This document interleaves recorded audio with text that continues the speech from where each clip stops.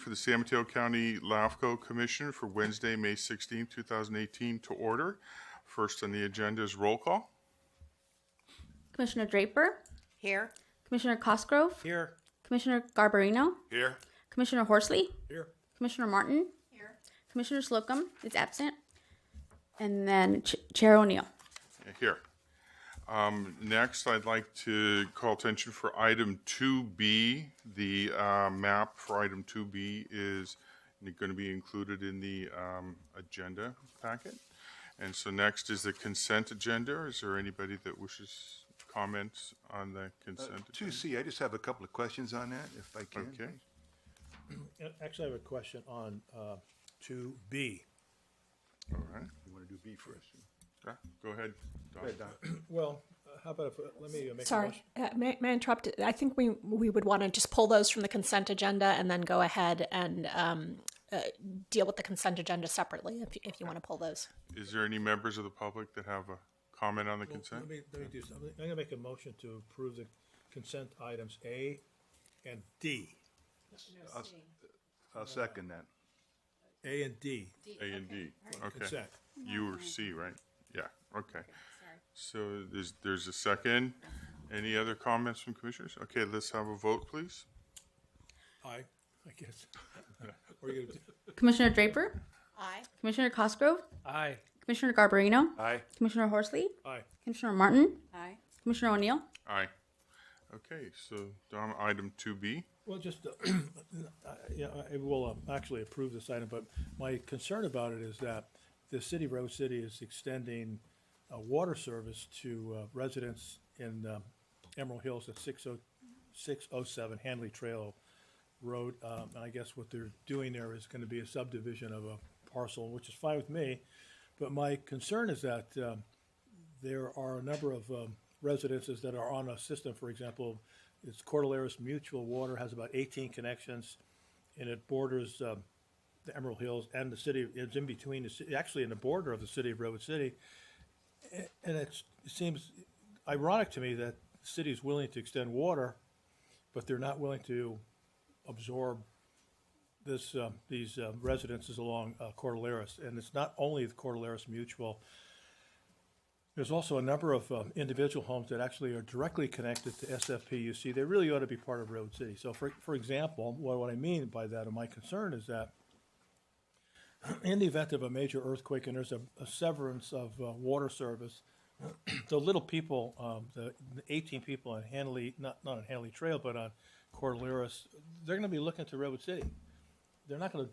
San Francisco's not going to be dealing with them. They're going to be looking to Redwood City, so it really ought to be part of Redwood City. So in any case, I brought that issue up a number of years ago with the city. They have never seemed to be willing to take any kind of action. I know SFPUC would like these individuals as well as that small mutual water system to be absorbed by Redwood City. It actually makes sense to me that Redwood City would have if they're going to be providing service to Woodside and Emerald Hills, why would you have pockets that are not served by the city? So it's just for our executive director too. I don't expect you to follow up now, but I just want to keep that on your radar. So with that, I'll make a motion to approve item B. I had another question on B. Okay. Once you took it off, I was wobbling on bringing up this question too about annexation. Because we've talked about needing a plan for annexation, and in the update on our, when we approve these types of things, and so we didn't get a plan, and so I think you're bringing up some other real practical reasons why there might need to be a plan for this particular area. And also that we learned in one of our updates that Redwood City sometimes does deferred annexation agreements for extension of service. And this seems maybe one of those places where it could occur. So maybe if you could provide some information on the status, because I'm concerned with this added information that there's a lot more at play here where some of these tools for annexation might benefit by such agreements. Sure. There's, since the March meeting when this was last discussed, I have started discussion with City of Redwood City Public Works Department about, number one, they do have irrevocable agreement to annex when they do sewer extensions. And so I suggested that they do the same for water. And that's a policy decision we've got to move up the chain on with Redwood City. Also, I have started work on outside service agreement amendments to the policies the commission has to make it more clear to the public what types of applications the commission will approve and which ones need to go directly for annexation rather than water extension. I've also been in contact with San Francisco Public Utilities Commission and will need assistance from your office, Supervisor Horsley, on starting those discussions again with Redwood City. And my suggestion would be to bring in the State Water Board, who has control over these small mutual water companies, because they would strongly support and perhaps urge this Cordilleras being merged into the city's water system. I know the developer would like to move forward, but is there, besides that part, is there a downside of deferring until can we have those discussions between now and the next meeting to understand whether there could be these deferred annexation agreements applied to the subdivision?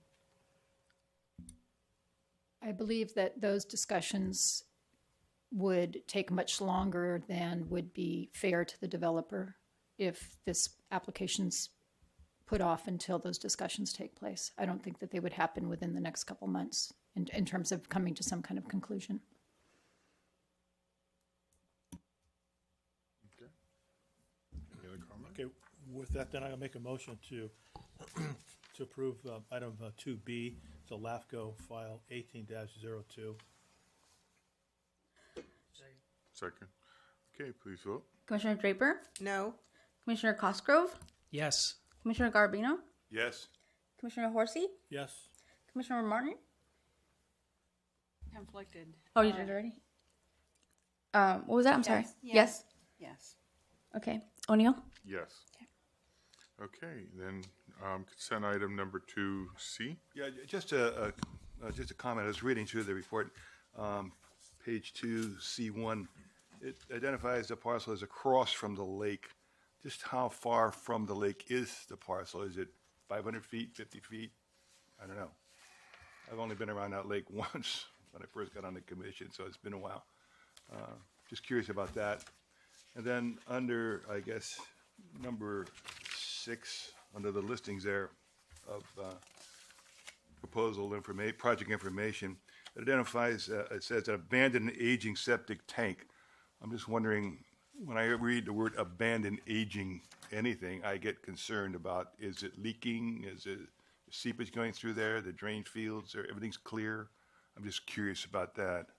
Does anybody know?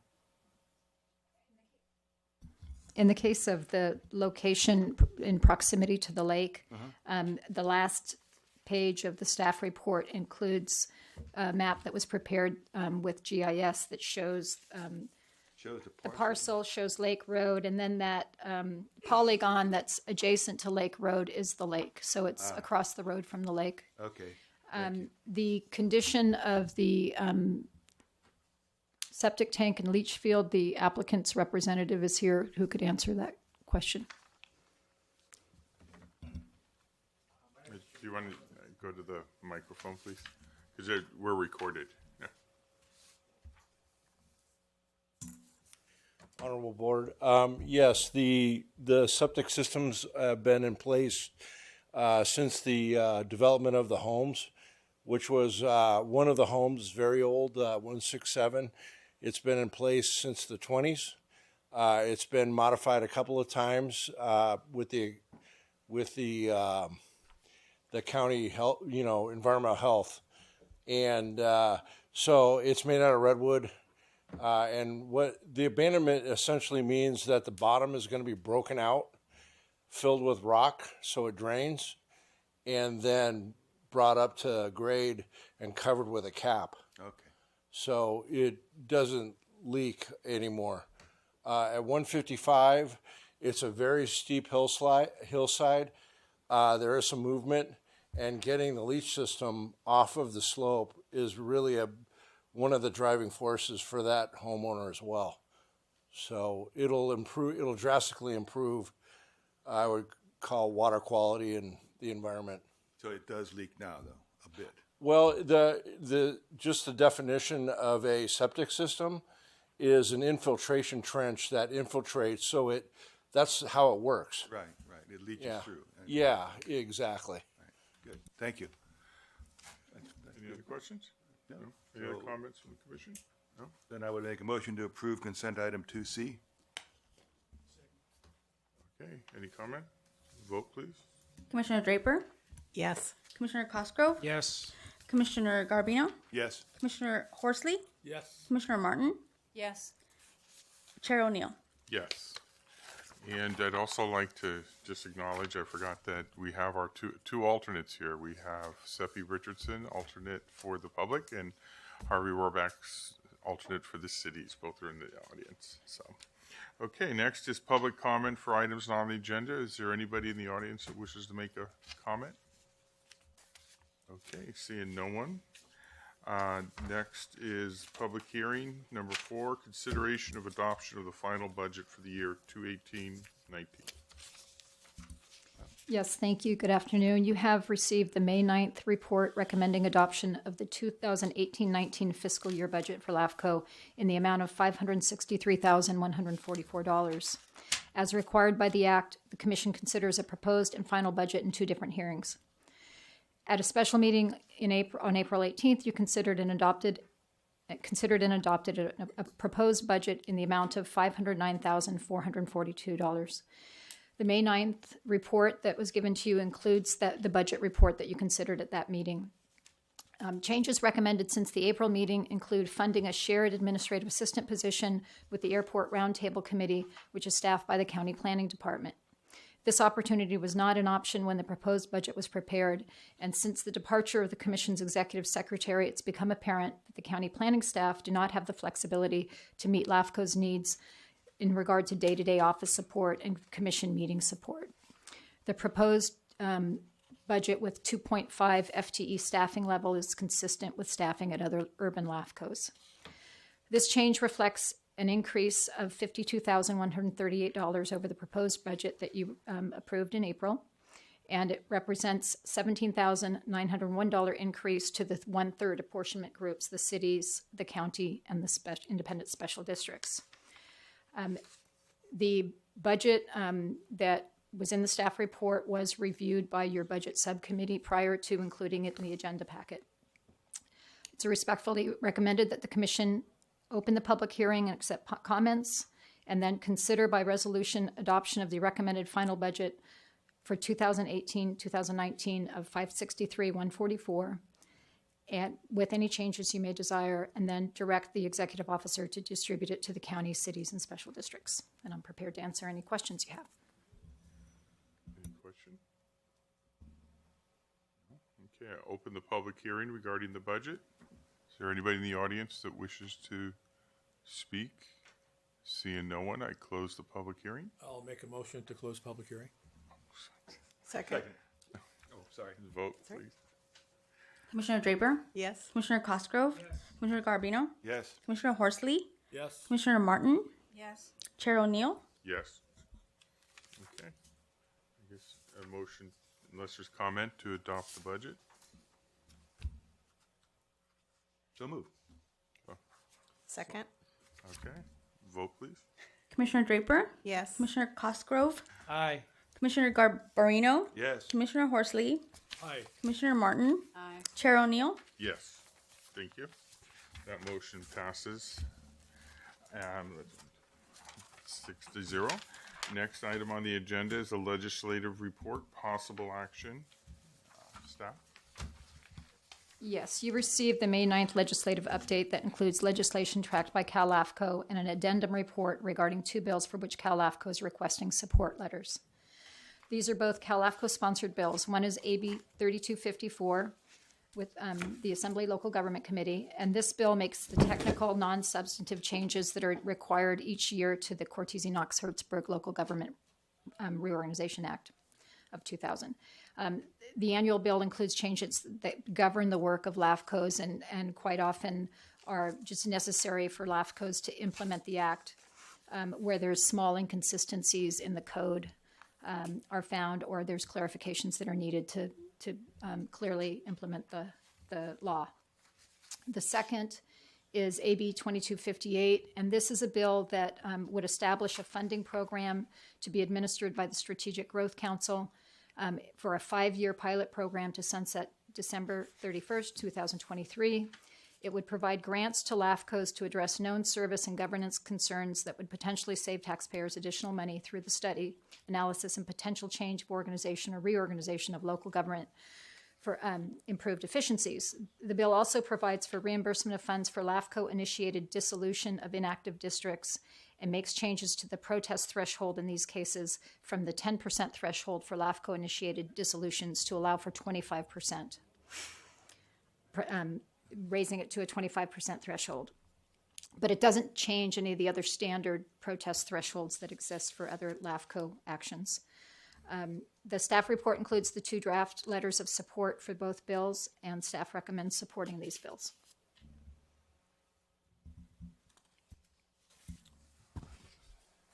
Through the chair, I'd like to make a couple comments. Just I'm sort of interested to see there's one section, AB 2019, on a healthcare district that it's to allow certain healthcare districts to actually construct housing. That's kind of interesting. And the other one was on the West Contra Costa Healthcare District, and it's bill to actually dissolve that healthcare district. Interesting. They are extremely difficult to get rid of, but I was looking at the housing too, with a threshold restriction at least 55 years and be able to afford lower income. That was good, because Burlingame had talked to me about their healthcare district and wanted the MSR on there to talk to them about it. So I'll have to make them aware of this. Okay, any other? I think I think they do have some level of affordability for some of the. It's a skilled nursing, I think, and assisted living facility. I think there is some level for affordability. But, one of the things that they are required to do, they supposedly can't subsidize it. Right. So that's what they're looking at. Yeah. So any other comments from commissioners? Okay, I guess a motion, or I opened the public hearing, didn't I? I did it. This is just Did I? Yes, so Okay. the request, though, is to consider the commission authorizing sending those 2 support letters. Is there any members of the public that wish to comment? I'll make a motion to approve the recommendation. Commissioner Draper, Yes. Commissioner Cosgrove, yes. Commissioner Garbarino, Yes. Commissioner Horsley, Yes. Commissioner Martin, Yes. Chair O'Neill. Yes. Okay, and that brings a motion to, let's see, Commissioner report, staff report? Oh, I'm sorry, number 6. I'm sorry. And I'll turn this over to legal counsel Rebecca Archer, who attended the Cal LAFCo annual workshop, staff workshop. So I did attend the workshop. Martha was sorely missed there. She was one of the organizers of the workshop, and it was a really fantastic agenda. The sessions that I attended, which may be of interest to the commission, and I believe, correct me if I'm wrong, Martha, that the Cal LAFCo materials are all online for the commission's review, was a LAFCo 101, which kind of just went through some of the basics of LAFCO and was a good refresher. I think they're planning on expanding that for future conferences to, get into some of the different types of transactions that LAFCOs experience. The other one was a CEQA panel in which they discussed, different ways in which LAFCOs may be part of CEQA process or not be part of the CEQA process and some of the legal challenges there.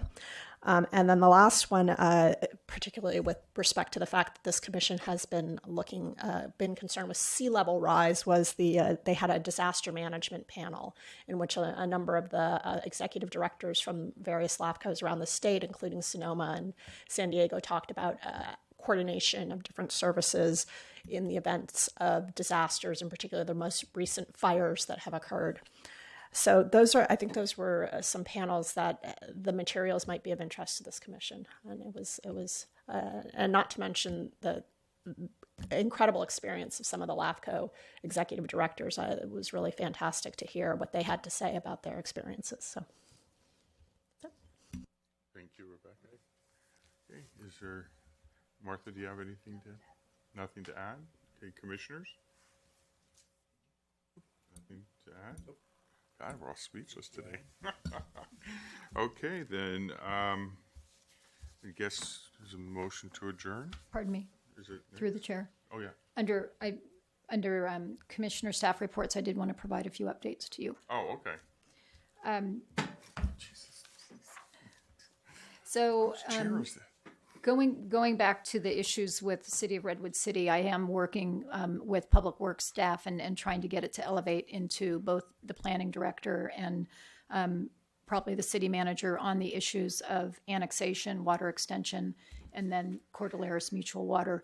In addition, I'm working with South San Francisco. There's a request for a sewer extension in South San Francisco has an unincorporated island country club park in which the properties are on septic.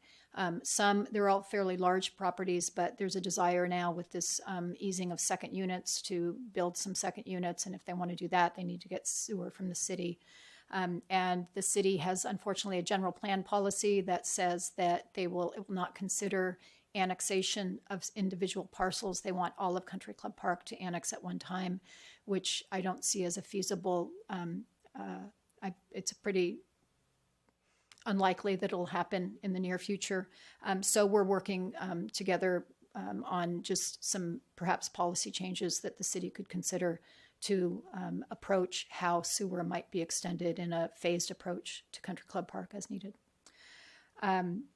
The Independent Special District Selection Committee process is underway, and I'm about to send the ballots out for that. And also the public member selection, we have 6 applicants, and just because of conflicting schedules, weren't able to schedule the interviews, and we'll be doing that in the coming weeks as well. Can I ask a question about what's the impediment to incorporating all of Country Club area? I know that there's a golf course there, but For the residential portion of Country Club Park, there are a variety of land uses. There's several types of institutional churches, board and care homes, schools. There's also some horse keeping going on some of the properties. And there are some road conditions that are not up to city standards. So looking at it in its entirety and understanding what you need to actually get through the significant signatures for an annexation application and then actually not have it crash and burn with the protest process. There are just so many concerns that some of the residents would have about being included into the city. Would they be able to continue to keep horses? What kinds of improvements are needed for the roads versus looking at it as taking the nearest contiguous parcels that are in need of service and there's a demand of service and looking at a phased approach. okay.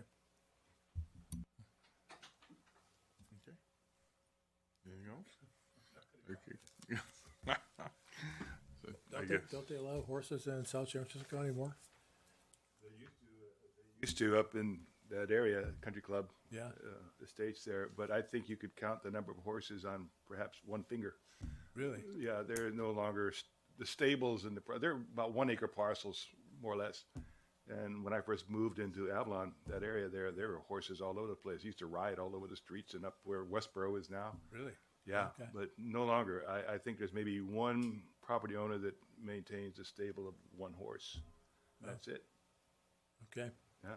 So It's up by the Ponderosa School? Is that by the Behind Ponderosa School there. Yeah. Okay. Okay. Anything else? Anybody? Okay, motion to adjourn? Motion. Second? Okay. Unanimous? Unanimous. Yeah. Thank you. Try. I gotta break the habits from You're just so efficient, Mike.